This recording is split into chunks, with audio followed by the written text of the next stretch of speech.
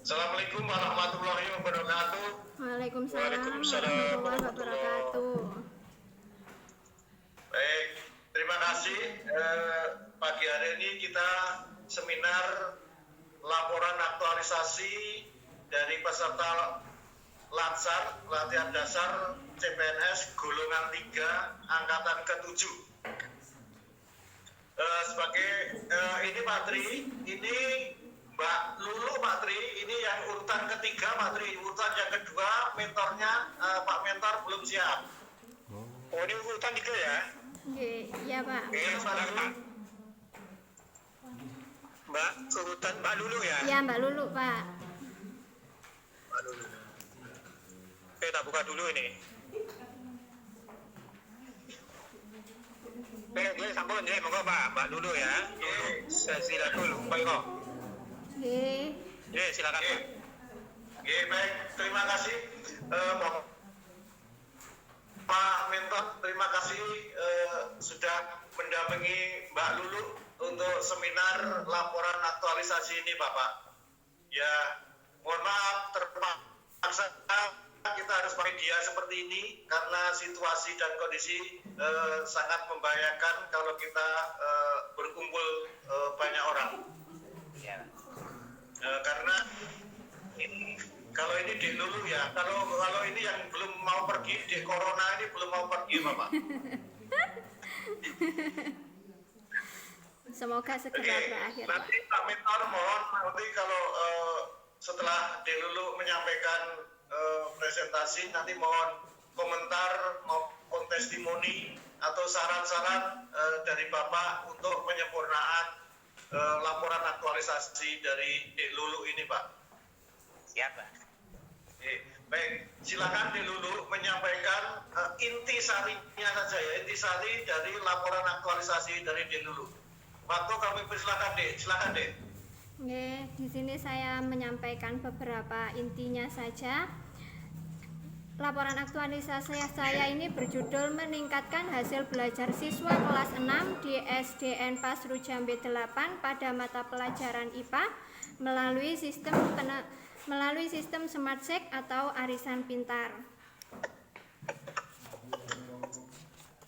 Adapun isunya, kenapa saya mengambil judul itu? Isunya yaitu rendahnya hasil belajar siswa kelas 6 di SDN Pasru Jambe 8 pada mata pelajaran IPA. Sehingga gagasan pemecahan isunya adalah penerapan sistem Smart Check. Tujuan dari saya pembuatan aktualisasi ini adalah untuk menumbuhkan keberanian siswa dalam bertanya, menambah perbendaharaan soal untuk siswa SDN Pasru Jambe 8 dan untuk meningkatkan hasil belajar siswa SDN Pasru Jambe 8 di kelas 6. Ruang lingkupnya sudah jelas, yaitu lembaga saya SDN Pasru Jambe 8 Kecamatan Pasru Jambe, dan itu saya mulai dari tanggal 24 Februari sampai dengan 28 Maret 2020. Rancangan aktualisasi saya ini ada 9 kegiatan yang terkait dengan nilai-nilai aneka. Adapun kendalanya yaitu perubahan jadwal Pak, karena adanya pelaksanaan tryout kelas 6 yang dilaksanakan pada minggu kedua Maret, yaitu pada tanggal 9 sampai 14 Maret 2020. Sehingga strateginya yaitu saya merubah jadwal yang semula sampai Maret itu ada kegiatan, saya rubah menjadi minggu pertama Maret. Jadi saya selesaikan pada minggu pertama Maret. Karena kelas 6 itu memang sudah mulai tryout dan sering adanya ujian-ujian. Jadi kesimpulannya adalah keberanian siswa dalam bertanya itu sudah mulai muncul. Perbendaharaan soal untuk siswa di SDN Pasru Jambe 8 itu sudah bertambah. Hasil belajar siswa meningkat. Dan sarannya untuk ASN sendiri lebih terus mengembangkan kemampuan dan kreativitas serta menanamkan nilai-nilai dasar ASN. Untuk bagi lembaga sendiri dan guru-guru yang lain sebagai alternatif strategi pembelajaran agar tercipta proses pembelajaran yang lebih aktif, kreatif, dan inovatif. Mungkin itu yang bisa saya sampaikan, saya paparkan intisari dari kegiatan saya ini. Baik, terima kasih Dek Lulu sudah menyampaikan intisari apa yang telah dilaksanakan di SD Pasru Jambe 8 ya. Iya.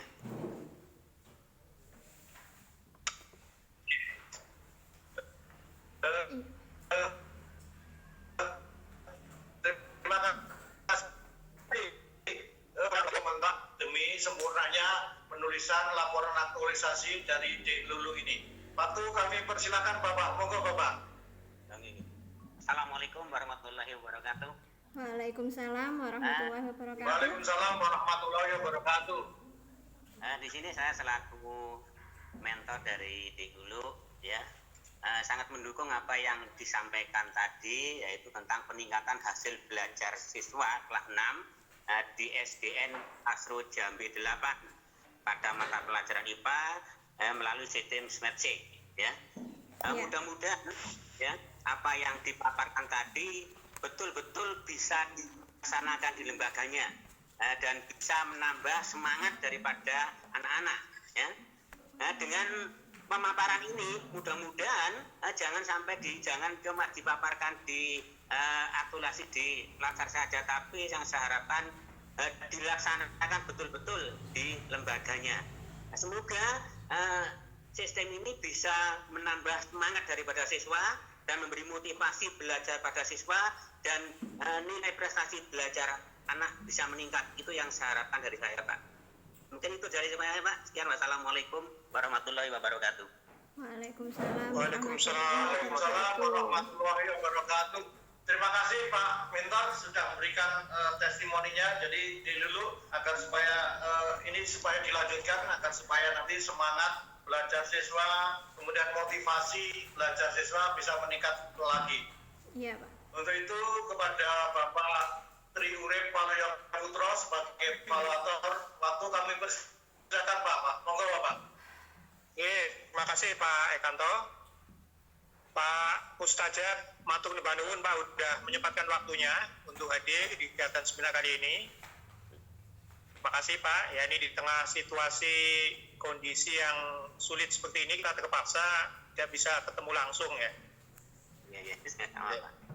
Ini nggak tahu nih Mbak Lulu itu senang seminar kayak gini apa senang seminar datang ke Jogja? Lebih senang ketemu langsung, Pak. Oh, ketemu langsung.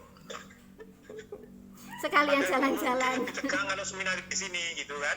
Ini ngumpatan para tegang nih kan tegang. Sama, Pak. Sama tegangnya, ya. ya. Sama tegang maksudnya. Nggih. Oke.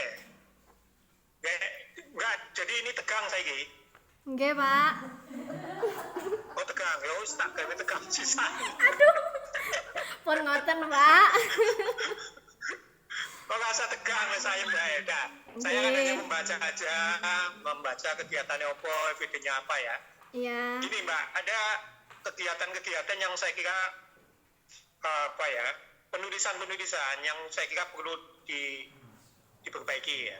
Oh, nggih, Pak. Perbaiki. Jadi itu bukunya itu kan ya. Iya. Jadi coba buka halaman 5. Halaman 5 ya. Bab 2 halaman 5. Nggih. Sampun? Nah, itu kalau Mbak Lulu menuliskan subbab itu hurufnya jangan kapital. Subbab itu subbab A tulisannya apa? Deskripsi organisasi. Organisasi itu jangan kapital, jangan huruf kapital. Kalau kapital itu tuh judul bab. Oh iya Pak. Ya. Ya. Jadi biasa aja deskripsi organisasi, tidak usah kapital ya. Ya. Oke. Terus di bab-bab selanjutnya diperbaiki ya. Iya Pak. Di bab-bab selanjutnya Iya. kapital itu untuk title bab. Kalau subbabnya udah biasa kita nulis. Deskripsi organisasi ya D-nya besar, deskripsi O-nya besar. Oh iya. Ya. Ya. Oke, kemudian halaman 29. Nama kegiatan. Nggih. Halaman 29 ya. Iya. Itu ada tanggal Rabu 19 Februari 2020 di Wisma PPSDM Yogyakarta itu maksudnya apa? Ya, waktu pengkonsultasian judul dengan mentor, Pak. Waktu itu kan mentor didatangkan ke Jogja. Jadi untuk Jadi meminta waktu di Jogja, Iya, sebelumnya waktu kan konsultasi dengan mentor dulu, bahas isu ya. iya. Kan waktu Ya. itu mentor didatangkan ke Jogja, Pak. Jadi ke sana untuk lebih konkretnya. Jadi saya sampaikan ulang. Awalnya kan melalui WA.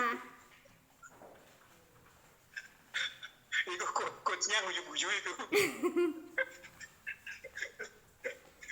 Jadi gini ya, yang ditulis di laporan itu sesuatu yang dilakukan setelah seminar rancangan aktualisasi, bukan yang telah kan. Jadi yang ditulis di laporan aktualisasi itu apa-apa yang Anda lakukan begitu selesai seminar Anda datang laksanakan kegiatan. Bukan iya. cerita yang kemarin gitu kan. Ikut pas seminar itu udah seminar EK dulu udah tak ingatin loh. Ya, Ya, Mbak Lulu ya. iya, Pak. Jadi yang ditulis itu bukan kegiatan yang telah dilakukan, tapi yang ini loh maksud saya. Yang ditulis di laporan aktualisasi adalah kegiatan-kegiatan pasca seminar rancangan aktualisasi. Pasca seminar rancangan aktualisasi. Nah, sekarang Iya. konsultasi dengan mentor yang di PPSDPM itu pra seminar atau pasca seminar? Pra. Nah, Sebelum. begitu usah ditulis. Nah, jadi intinya gini, mulai nulisnya itu jenengan datang ke Lumajang melaksanakan aktualisasi itulah yang ditulis. Jadi tidak cerita yang kemarin, ya. Ya, Udah ya. ya. Oke, udah ini sekarang langsung kesimpulan, main cepat soalnya kata. Nah. Wes ya, kesimpulan dah ya. Iya, Pak. Iya Pak, kalau gitu tegang tapi iso guyu aku ya kan lo. Ya, Tegang menutupi, tapi kok Pak. iso guyu. Menutupi ketegangan, Pak. Oh, menutupi ketegangan ya, tidak apa-apa. Oke ya, halaman 5758. Nggih. Halaman Iya, 5758 ya. Pak. 1. Itu Anda membuat saran untuk Anda sendiri. Itu. Ya, itu tidak. Nggih. Ya berarti ning ngarepe Tidak boleh. konco terus, Lulu aku menyarankan pada kamu begini gitu. Nggih, Pak. Salah. Jadi kalau saran itu ditunjukkan ke pihak lain, gitu kan? Ya. Yang namanya saran kita tidak menyarankan pada diri kita sendiri. Ya, kita kan tidak Ya. perlu menyampaikan saran untuk kita loh. Kita mau menyampaikan saran ke kita. Iku podo wae bakpia makan bakpia tugu makan bakpia tugu kan. Jadi nggak perlu saran untuk diri kita sendiri. Saran itu untuk sekolah, untuk rekan sejawat, untuk orang tua, untuk siswa itu saran namanya. Tapi untuk diri sendiri itu bukan saran. Ya, Iya, Pak. oke ya. Ya. Kemudian catatan saya berikut, Mbak Lulu ya. Iya, Pak. Apa yang Anda sarankan itu, ya apa yang Anda sarankan itu mestinya konsisten dengan rumusan simpulan Anda. Ya, Iya. jadi Anda mau menyarankan apa itu harus konsisten dengan kesimpulan yang Anda buat. Oh, ya. Ya, jadi selalu ada benang merah antara kesimpulan dan saran. Jadi nek simpulannya ngomong ini, sarannya pasti berkaitan dengan simpulan yang Anda buat. Tapi dicermati lagi kan antara simpulan dan sarannya belum mano ya, Iya, Pak. belum benang merahnya belum kelihatan. Iya. Ya, jadi simpulan itu mendeskripsikan atau menggambarkan secara eksplisit bahwa tujuan aktualisasi telah tercapai. Jadi simpulan di sini simpulan itu menggambarkan secara eksplisit bahwa tujuan aktualisasi ini sudah tercapai dengan didukung oleh indikator tertentu. Jadi tujuan aktualisasi satu ini sudah tercapai, buktinya indikatornya ini. Dan kemudian ada yang saya mengatakan selalu ada relevansi antara simpulan dan saran. Selalu ada relevansi simpulan dan saran. Iya, Pak. Jadi kalau kesimpulannya hasilnya udah bagus, maka sarannya adalah bagaimana yang udah bagus itu dikembangkan pada masa yang akan datang. Ya. Okay. Jadi kalau simpulannya udah bagus Pak, begini, siswa meningkat dan sebagainya, maka sarannya adalah bagaimana ke depan itu bisa dikembangkan. Oh, ya. ya. Iya. Karena gini berpikirnya PNS, ASN, guru itu tidak boleh puas pada satu titik pencapaian tertentu. Ya, ASN tidak boleh puas pada satu titik pencapaian tertentu. Begitu dia sampai satu titik pencapaian, dia harus berpikir ke depan ini mau menuju titik yang mana, transformasinya mau kemana. Ya, jadi kalau hasilnya udah bagus, sarannya adalah bagaimana ke depan capaian itu dikembangkan. Nah, bagaimana kalau kemudian hasilnya tidak bagus atau ada kendala, maka sarannya adalah bagaimana yang tidak bagus itu, kendala itu kemudian bisa diatasi. Iya. Sehingga dengan demikian antara kesimpulan dan saran kemudian nyambung. Oh, nggih, Pak. Ya. Iya, iya, Pak. Oke. Terima kasih. Nggih, terima Ini ke kasih. penulisan tadi ya, sekarang ke substansinya ya. Oh, nggih. Anda melakukan berapa kegiatan, Mbak, kemarin? 9 Berapa? kegiatan, Pak. 9 kegiatan ya? Iya. 9 kegiatan. Nah, menurut Anda, di antara 9 kegiatan itu, mana kegiatan yang Anda merasa paling tertantang? Ya, penerapan sistem smart Sig-nya itu, Pak. Bagaimana cara Penerapannya ya? Iya, bagaimana cara bisa mendapatkan hasil belajar yang lebih bagus dari pembelajaran sebelumnya. Oke, itu kegiatan nomor berapa, Mbak? 7. Nomor 7 ya. Coba ceritakan apa yang Anda lakukan di kegiatan nomor 7. Oh, pada kegiatan nomor 7 itu awalnya saya membentuk siswa untuk berkelompok. Setelah itu perwakilan dari satu siswa, setiap kelompok itu mengambil kocokan materi yang harus mereka diskusikan. Nah, setelah mengambil, dia itu kembali ke kelompoknya untuk mendiskusikan tentang, di sini saya kemarin tentang tata surya, Pak. Dan siswa saya mengambil ada Merkurius, Mars, dan Saturnus. Nah, di situ mereka mendiskusikan per kelompok masing-masing bagaimana tentang Merkurius itu, apa saja yang mereka ketahui tentang Merkurius. Mereka tulis, setelah selesai berdiskusi mereka mempresentasikannya ke depan.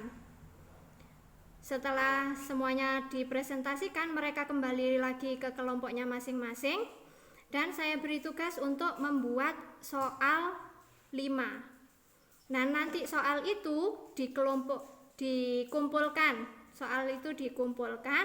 Nanti soal-soal itu yang akan dikocok untuk diambil ulang lagi oleh masing-masing kelompok. Jadi misalnya kelompok 1, kelompok Merkurius, dia mengambil soal kan secara acak, Pak, secara dikocok menggunakan toples. Jadi mereka mengambil seperti arisan itu, ya, terus membaca soalnya meskipun dia bukan materi yang dia tulis tadi, dia harus bisa menjawab karena sudah dipresentasikan. Seperti itu. Jika dia tidak bisa menjawab, maka anggota kelompok yang lain bisa membantu. Kalau masih belum bisa, nanti siapa yang bisa menjawab dari anggota kelompok yang lain, seperti itu. Itu soal itu nanti pas dikocok apa nggak mungkin kembali ke yang membuat soal? Bisa jadi kembali, Pak, karena kan itu kocokan. Jadi resikonya itu, nah, yang membuat soal pasti kan sudah tahu jawabannya, Pak. Masing-masing kelompok yang membuat soal sudah tahu jawabannya masing-masing, tapi kan belum tentu mereka bisa mengambil soal yang mereka buat sendiri. Kan begini, artinya harus nggak mau saya gini, Mbak Nulu itu kan berarti apa ya, kudu niteni ya, soal ini berasal dari kelompok mana gitu kan. Nggih. Jangan-jangan dikocok jatuh ke kelompok sama, lancar dia menjawab nanti. Oh, nggih, Pak. Berarti nanti harus ada perubahan cara, misalnya dengan pemberian soal itu dengan warna yang berbeda. Nah, gitu ya. Iya. Ya kan, soalnya mungkin akan balik ke, makanya yang penting ada apa ya, alat yang digunakan supaya kemudian memastikan bahwa soal itu tidak kembali ke kelompok yang sama. Iya, berarti nanti Kalau balik ke kelompok sama, lancar sekali dia menjawab kan. iya. Berarti nanti untuk selanjutnya bisa memberikan kertas yang berbeda, misalnya kelompok 1 dengan kertas warna merah. Jadi ketika dia mengambil tidak boleh mengambil dengan kertas warna yang dia tulis tadi. Oke. Baik, tapi menurut evaluasi Mbak dulu ya, Ya. anak-anak tuh mampu bikin soal ya. Anak-anak tuh mampu dia membuat soal. Iya, saya suruh membuat soal itu 5 dari apa yang dia tahu tentang planet tersebut. Jadi misalnya dia membuat soal planet Merkurius itu planet nomor berapa, seperti itu. Insya Allah mampu Pak, soalnya kan mereka tahu sendiri jawabannya. Oke, baik. Pada saat Anda melakukan kegiatan yang Anda bilang tadi menantang tadi, itu menurut Mbak Lulu itu nilai-nilai aneka apa saja yang kemudian Anda terapkan dan jelaskan? Ada nilai jujur. Di situ kan nanti anak tidak bisa bermain curang kan, Pak? Karena kan melalui kocokan, mengambil secara gitu. Terus ada tanggung jawab. Punya nilai tanggung jawab atas kegiatannya. Dia bisa membuat soal, berarti dia juga sudah mengetahui jawaban apa yang dia punya. Terus apa lagi? Ada inovatif dari guru, karena kan pembelajarannya beda dengan pembelajaran konvensional yang biasa.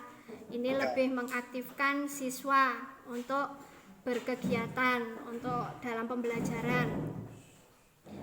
Terus integritas yang tinggi dari guru. Guru harus selalu berpikir bagaimana caranya agar bisa mendapatkan nilai yang lebih baik dengan inovasi-inovasi yang baru. Nah, oke.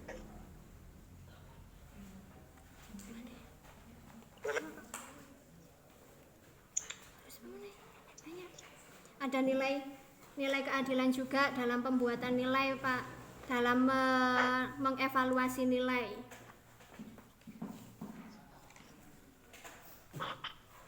Oke, cukup ya? Iya, Pak. Cukup ya. Oke, baik.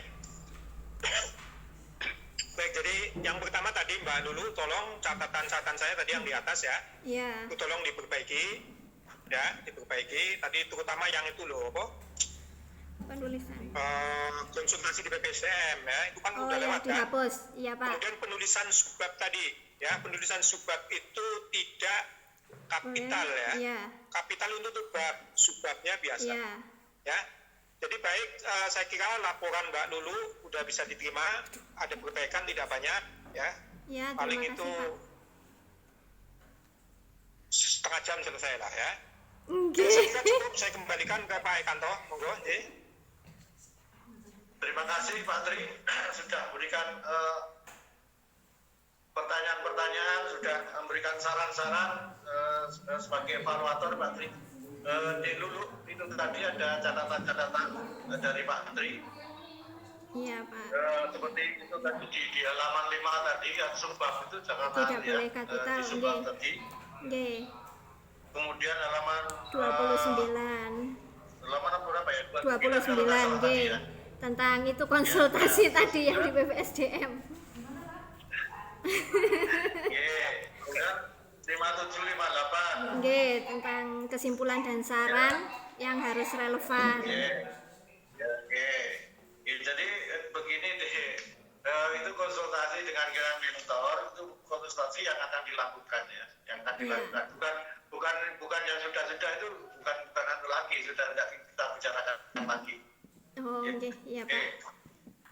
Kemudian apa ini nanti seperti apa yang disampaikan Pak Tri tidak banyak ya, paling-paling nanti berapa tadi Pak Tri menyampaikan paling-paling 30 menit. Nggih, Pak. Ya, lebih 5 detik tidak apa-apa, nanti paling-paling seperti itu. Lebihnya paling nggak sampai 60 detik, nggak sampai itu lah, 30 menit ya, paling 10 detik lah, nanti bisa diselesaikan itu nanti. Oke, baru kalau sudah diperbaiki catatan-catatan dari Pak Tri, kalau nanti langsung dikirim ke panitia lagi beserta videonya ini ya, video seminar ini. Iya, Pak. Nggih. Oke. Iya, Pak. Oke. Bapak Mentor, terima kasih Bapak sudah berkenan untuk mendampingi Mbak Lulu sebagai peserta latsar.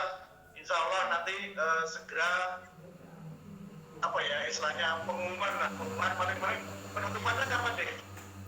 Belum Pak, belum ada pemberitahuan. Belum. Oke, paling nggak sampai 1 minggu sudah penutupan. Sudah. Oh, nggih Pak. Mudah-mudahan semuanya lulus lah, semua lulus. Amin. Sukses semuanya. Amin. Nggih, terima kasih. Untuk itu kepada Dek Lulu silakan untuk ditutup ucapan terima kasih. Monggo silakan Dek. Nggih. Nggih Pak, terima kasih untuk Bapak Penguji Pak Tri Urip Waluyo yang sudah menyediakan waktunya untuk menguji dan mengoreksi semua tentang kegiatan saya. Dan terima kasih kepada Bapak Coach Pak Sri Ekonto yang selama ini sudah membimbing dan mengarahkan apa yang menjadi laporan-laporan kegiatan dan apa yang seharusnya. Dan terima kasih juga buat Bapak mentor saya Pak Mustajab yang selalu siap mendampingi dan selalu siap memberi saran buat saya. Terima kasih buat semuanya. Tanpa jenengan mungkin laporan ini tidak bisa sesempurna ini. Terima kasih Pak. Mungkin itu dari saya. Wassalamualaikum warahmatullahi wabarakatuh. Waalaikumsalam warahmatullahi wabarakatuh. Terima kasih Pak Mustajab. Sehat semuanya Pak. Salam untuk keluarga Bapak. Iya, alhamdulillah. Itu kita akhiri. Assalamualaikum warahmatullahi wabarakatuh. Waalaikumsalam warahmatullahi wabarakatuh.